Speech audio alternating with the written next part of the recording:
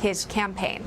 Nan Hayworth with the Independent Women's Forum and former New York Congresswoman is joining us. Also, Tom Borelli, a Newsmax insider and contributor at America's Voice News. And we have seen a lot of news organizations calling Trump's attack on Biden baseless, but he has supported issues like abortion. In fact, even last year, Joe Biden was denied communion by a priest who objected to his stance on abortion. And because of this, Nan, it makes you wonder how important religion and even candidates' own religious beliefs will be in the 2020 election. Well, Emma, it's a great question that voters have to consider primarily from the standpoint of what will this candidate for president do for or against the practice of religion as it is protected by the Constitution. And when you look at it from that standpoint, Emma, from the Obama-Biden administration to the present day, Joe Biden has been a general, and now he seeks to become commander-in-chief in the Democratic Party's war on faith. And let's look at the battlefronts. Abortion, as you just mentioned, abortion through 9 months of life. That is what Democrats in the Democratic Party, Democratic governors, have supported. They have gone against conscience protections for practitioners who don't want to, for example, provide abortions. They've tried to force the Little Sisters of the Poor, a religious organization, to fund birth control and abortifacients against their faith. They have gone against school choice, which has been devastating for Catholic schools. They've gone against faith-based providers who want to participate in foster care and in adoption for children in need. So this is what Americans need to look at and say, wow, Joe Biden has really been a general in the Democratic Party's steady war on faith. Yeah, it just adds to the list of things that voters will really be caring about. I mean, we've got the economy, we've got health and racial unrest. But Tom, it makes you wonder about where religion really falls into in all of this when it comes to candidates' faith and how they may or may not actually be contradicting their own stances on issues like abortion and school choice, as Nan was alluding to, when it comes to where their faith would actually stand on those issues as well. Well, Emma, certainly with former Vice President Joe Biden, he will throw faith under the bus as well as babies. Look back in the 70s, Biden criticized Roe versus Wade. He said it went too far. Now he considers abortion on demand, essentially. And it's a health care right of women. He's gone far off the board, and he also reversed his position on taxpayer funding of abortion. He once opposed that. Now he supports taxpayer funding of abortion.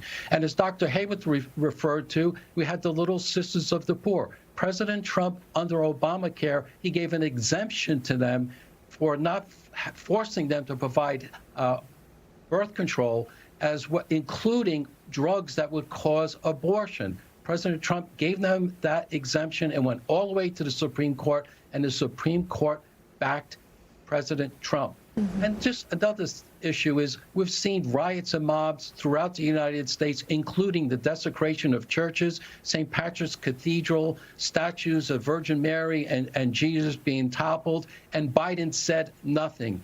What he wants to do is get elected, and he will say and do anything to be the most powerful man in the world, and the American people should not allow that. Yeah, absolutely. Should be questioning it, or at least have the opportunity to question if he wanted to clarify his stances on any of these issues or make a statement. For one, as you're alluding to, we have seen this destruction of these religious symbols across the nation. Nan, we've also in recent days, we've heard remarks from the former VP in interviews that maybe come into question about his character or where he might stand on certain issues in regards to race. Mm-hmm. Oh, Emma, sorry, I thought you were going to have a clip. Well, yeah, I mean, yes. Just care to comment on that? I mean, we spoke in the previous hour about, specific statements about black voters particularly, and it makes you wonder whether or not the Democratic Party is also taking that base for granted.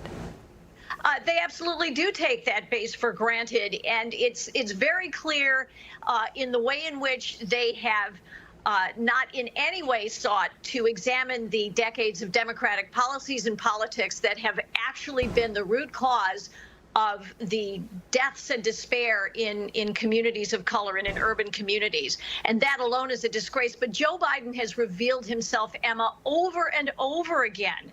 From his comments about Barack Obama himself, as being clean and articulate. And wasn't that remarkable? Well, no, that is not remarkable among Black Americans. That's pretty much the standard.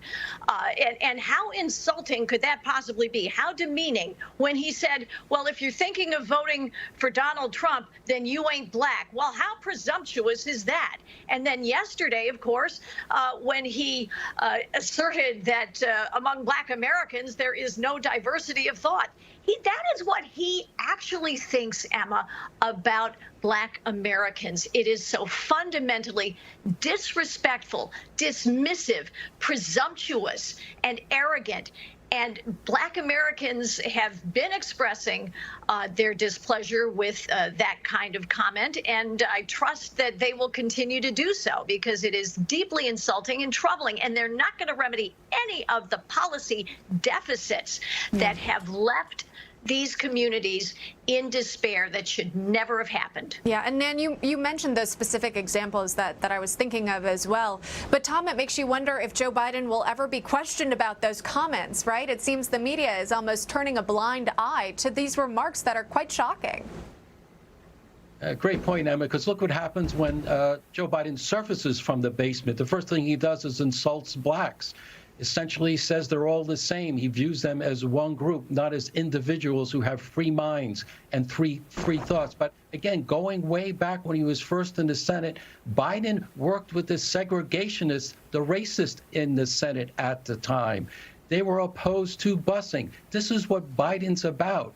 I think to his core, he really has some really racist feelings because it's been consistent throughout the decades. And I sure hope, to your point, the media starts to question him on it. And, oh, by the way, according to Rasmussen reports, Black support for President Trump is anywhere between 30 to 40%. So Black Americans are listening. They are waking up. That is Tom Borelli and Nan Hayworth. Always a pleasure speaking to you both. We appreciate it. Thanks, Emma. You got it. All right, stay with us.